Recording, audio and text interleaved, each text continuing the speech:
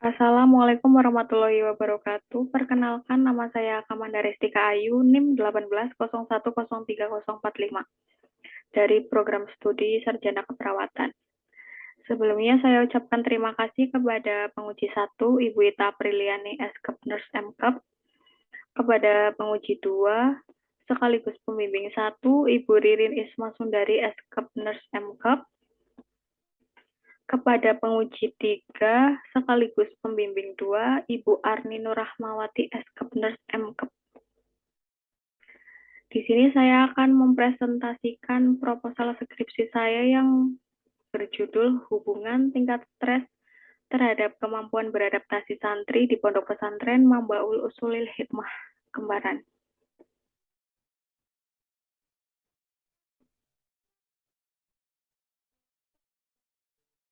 Latar belakang.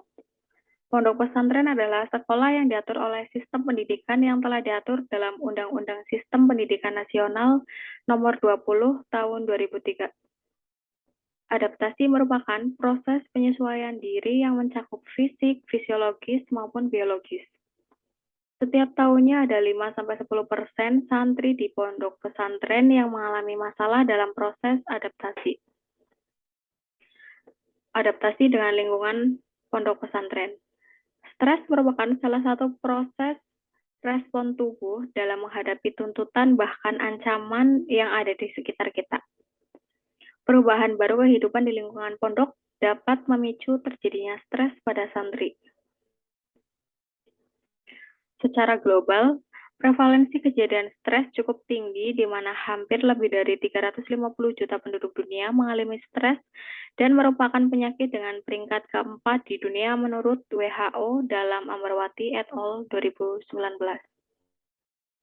Di Indonesia sendiri, Indonesia National Adult Can Mental Health Survey atau INAMHS 2022, survei kesehatan mental nasional, terutama yang mengatur angka kejadian gangguan mental pada remaja 10-17 tahun di Indonesia, menunjukkan bahwa 1 dari 3 remaja Indonesia memiliki masalah kesehatan mental, sementara 1 dari 20 remaja Indonesia memiliki gangguan mental dalam 12 bulan terakhir.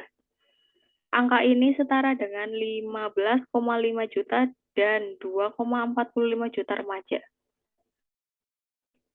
Hasil studi pendahuluan.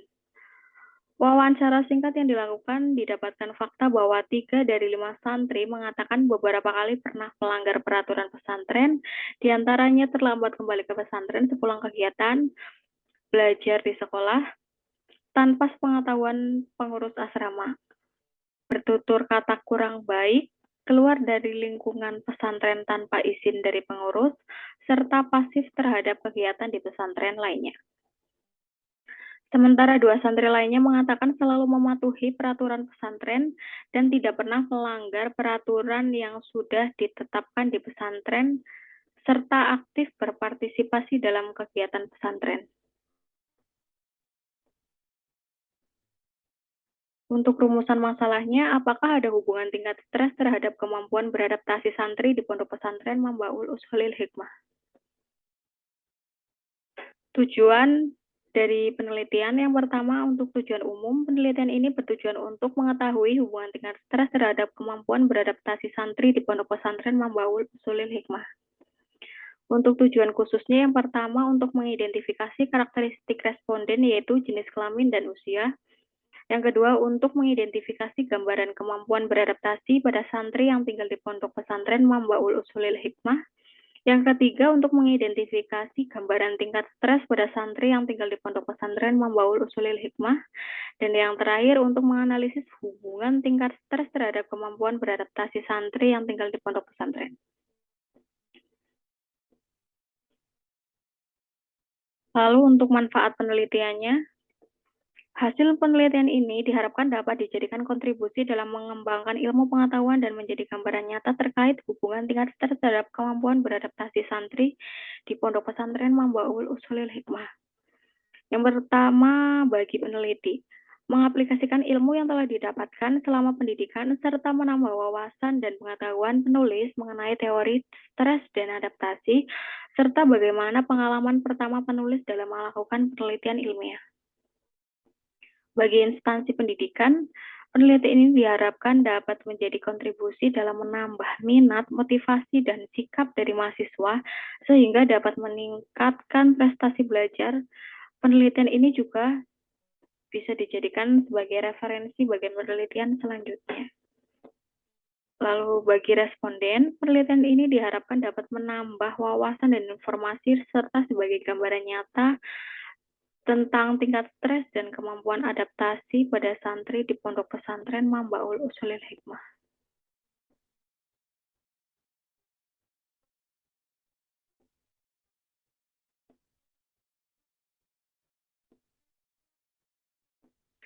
Untuk keaslian penelitian,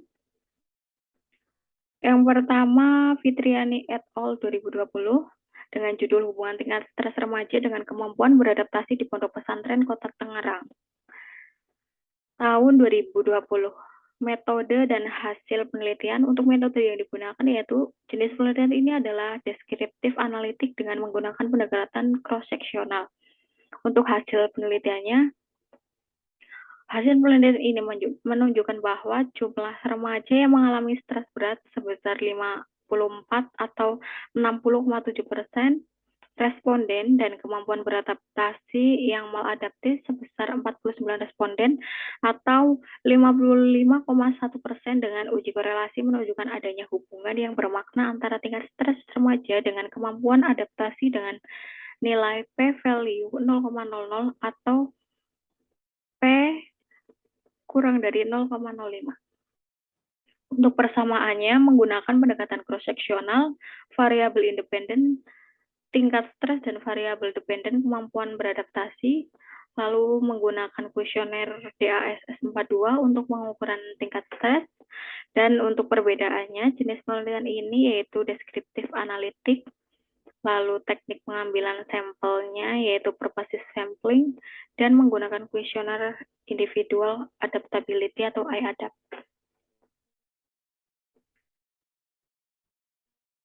Lalu yang selanjutnya dari Bau et al. 2022 dengan judul Hubungan Tingkat Stres Remaja dengan Kemampuan Beradaptasi di Asrama Pondok Pesantren Sabrun Jamil tahun 2022.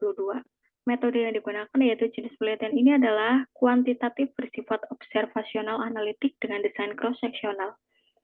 Hasil penelitiannya menunjukkan bahwa remaja yang mengalami stres berat dengan kemampuan beradaptasi maladaptif sebesar 30% atau 54,5%. Lalu hasil penelitian ini menunjukkan bahwa adanya hubungan yang signifikan antara tingkat stres remaja dengan kemampuan beradaptasi dengan nilai P sama dengan 0,000 atau alfa sama dengan 0,05. Persamaannya, variabel independen, yaitu stres, dan variabel dependen adalah kemampuan beradaptasi. Jenis penelitian ini yaitu penelitian kuantitatif dengan bersifat observasional analitik dengan desain cross-seksional, menggunakan kuesioner DASS 42 untuk variabel tingkat stres, dan perbedaannya teknik pengambilan sampel menggunakan purposive sampling dan menggunakan kuesioner individual adaptability atau IADAP untuk variabel kemampuan beradaptasi. Lalu yang terakhir ada Ajeng Febrianti Rahayu et al. Dengan judul Hubungan Kemampuan Adaptasi dan Tempat Tinggal dengan Tingkat Depresi pada Mahasiswa Baru tahun 2020. Metode yang digunakan untuk penelitian ini merupakan penelitian kuantitatif dengan desain penelitian cross-seksional. Lalu hasil penelitian menggunakan uji C-square mengenai hubungan tempat tinggal dengan tingkat depresi mahasiswa baru diperoleh data P sama dengan 0,008 atau P kurang dari 0,05. Hasil uji C-square mengenai hubungan kemampuan adaptasi dengan tingkat depresi mahasiswa baru diperoleh data P sama dengan 0,001 atau P kurang dari 0,05. Itu yang berarti terdapat hubungan antara tempat tinggal dan kemampuan adaptasi dengan tingkat depresi seleksi mahasiswa baru. Untuk persamaannya, teknik pada pengambilan sampel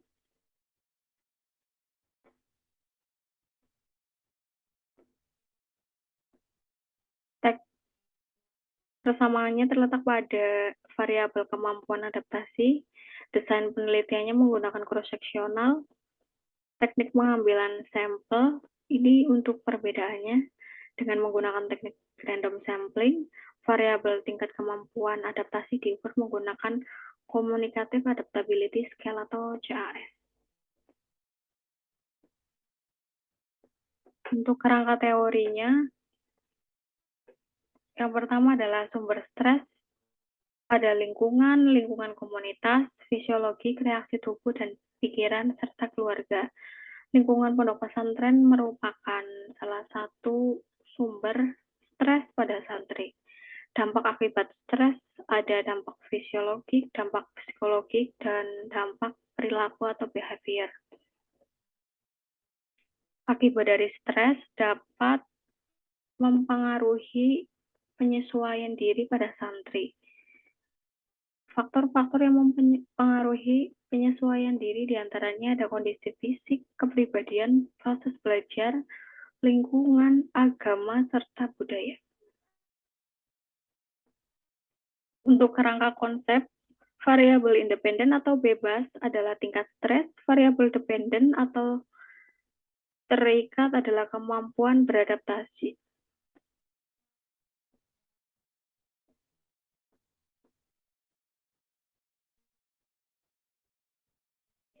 Untuk keterangan, yang pertama variabel yang diteliti, yang kedua dengan tanda tanya ada hubungan.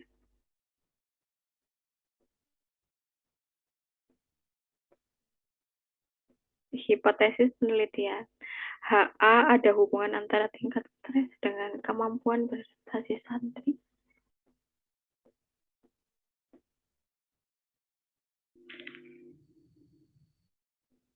H0 tidak ada hubungan antara tingkat stres dengan kemampuan beradaptasi santri di pondok pesantren Mambaul Ushulil Hikmah.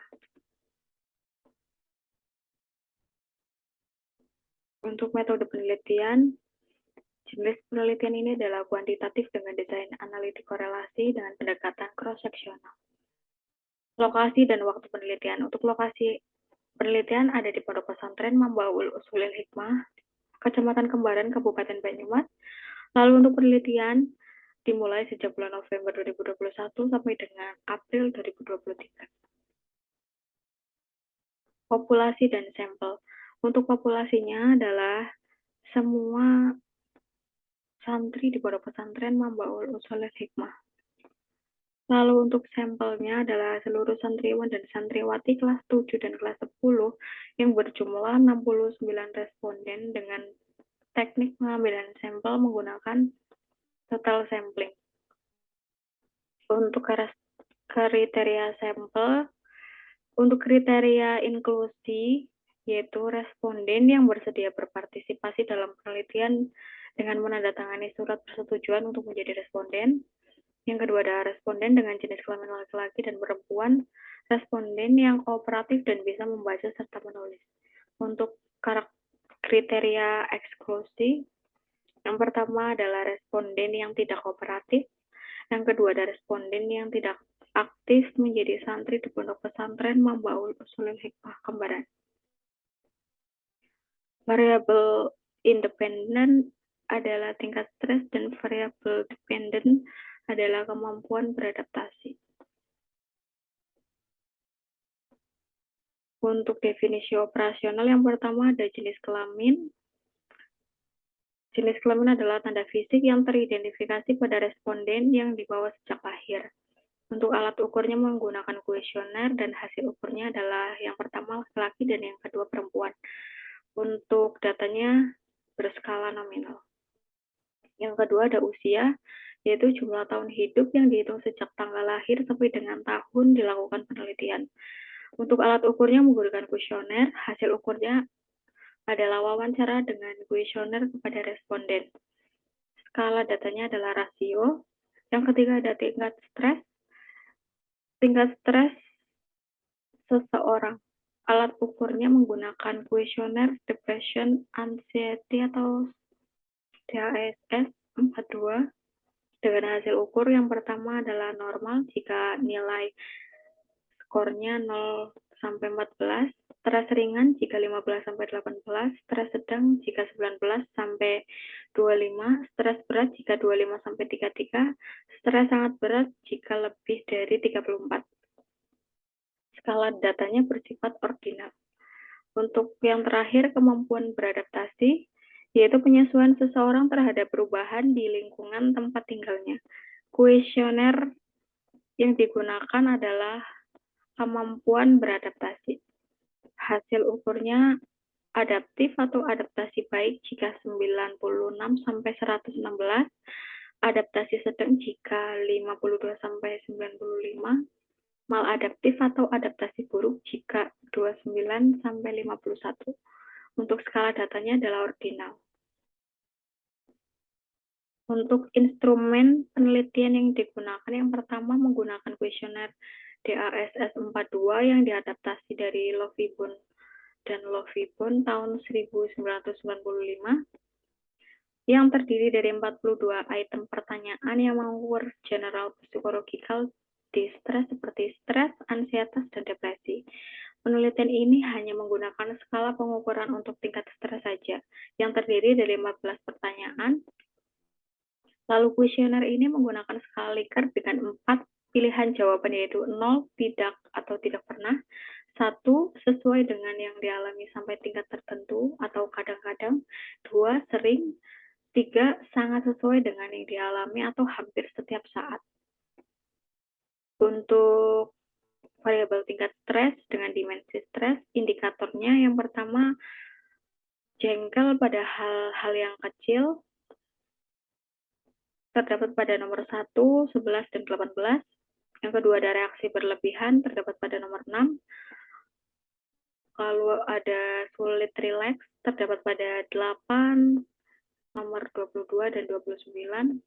Yang keempat ada energi yang terbuang percuma, terdapat pada nomor 12, tidak sabar, terdapat pada nomor 14, lalu menjengkelkan bagi orang lain, terdapat pada nomor 27, sulit mentolerir gangguan, terdapat pada nomor 32 dan 35, tegang terdapat pada nomor 33, dan gelisah terdapat pada nomor 39. Lalu untuk kuesioner yang kedua, yaitu tentang kemampuan adaptasi. Kuesioner ini terdiri dari 29 pertanyaan. Pertanyaan kuesioner untuk kemampuan adaptasi menggunakan skala ordinal yang terdiri dari 19 pertanyaan positif dan 10 pertanyaan negatif. Jawaban terdiri dari 4 jawaban. Pertanyaan positif yaitu selalu 4, sering 3, kadang-kadang 2, tidak pernah 1. Dan untuk pertanyaan negatif, selalu 1, sering 2, kadang-kadang 3, dan tidak pernah 4. Untuk kisi-kisinya, variabel kemampuan adaptasi. Untuk pertanyaan positif terdapat pada nomor 5, 6, 7, 8, 9, 10, 11, 12, 13, 14, 16, 17, 18, 19, 21, 22, 23, 24, dan 27. Untuk pertanyaan negatif, terdapat pada nomor 1, 2, 3, 4, 15, 20, 25, 26, 28, dan 29. Teknik pengumpulan data. Jenis data pada penelitian ini yaitu data primer berdasarkan hasil jawaban yang diperoleh dari kuesioner tingkat stres, DASS 42, dan kuesioner kemampuan adaptasi. Yang kedua ada data sekunder, yaitu data yang didapatkan peneliti dari pihak ketiga atau instansi terkait, yaitu tentang jumlah santriwan dan santriwati kelas 7 dan kelas 10 yang terdapat di Pondok Pesantren Mambaul Ushulil Hikmah. Yang pertama, teknik pengumpulan data adalah tahap persiapan mengurus surat perizinan dari Universitas Harapan Bangsa Purwokerto. Peneliti menyerahkan surat dari Dekan Kesehatan Universitas Harapan Bangsa Purwokerto ke pengurus Pondok Pesantren Mambaul Ushulil Hikmah Kembaran. Yang ketiga, peneliti meminta izin dan mengumpulkan tujuan penelitian kepada pimpinan Pondok Pesantren Mambaul Usulil Hikmah. Yang keempat, ada melakukan studi pendahuluan di Pondok Pesantren Mambaul Usulil Hikmah Kembaran. Untuk tahap pelaksanaannya, peneliti dibantu oleh 2 enumerator dalam melaksanakan pengambilan data. Yang terlebih dahulu, peneliti sudah menyamakan persepsi dengan enumerator agar penelitian yang dikehendaki oleh peneliti dapat tercapai. Yang kedua, ada peneliti melakukan pengambilan data responden di Pondok Pesantren Mambaul Usulil Hikmah Kembaran. Yang ketiga, setelah mendapatkan izin dari pimpinan Pondok Pesantren Mambaul Usulil Hikmah, peneliti menemui responden untuk menjelaskan maksud, tujuan, dan prosedur penelitian. Kemudian peneliti menanyakan kesediaan calon responden untuk dijadikan sebagai responden penelitian. Lalu yang selanjutnya, peneliti meminta responden penelitian yang bersedia berpartisipasi dalam penelitian untuk membaca dan memahami inform consent, kemudian menandatangani lembar persetujuan penelitian. Lalu penelitian membagikan kuesioner penelitian kepada responden penelitian dan menjelaskan secara terang cara pengisian kuesionernya, serta meminta kepada responden penelitian agar mengisi seluruh pertanyaan yang disediakan. Lalu selanjutnya, ada peneliti dapat membantu responden ketika responden mengalami kesulitan dalam mengisi kuesioner dengan membacakan isi kuesioner dan menjelaskan pertanyaan kuesioner apabila responden tidak memahami pertanyaan di kuesioner tersebut.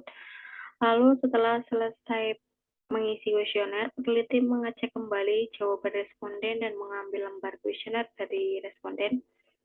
Lalu selanjutnya peneliti mengumpulkan kuesioner yang telah diisi oleh responden dan kemudian melakukan pengolahan data dan analisis data. Analisis data yang pertama adalah pengolahan data.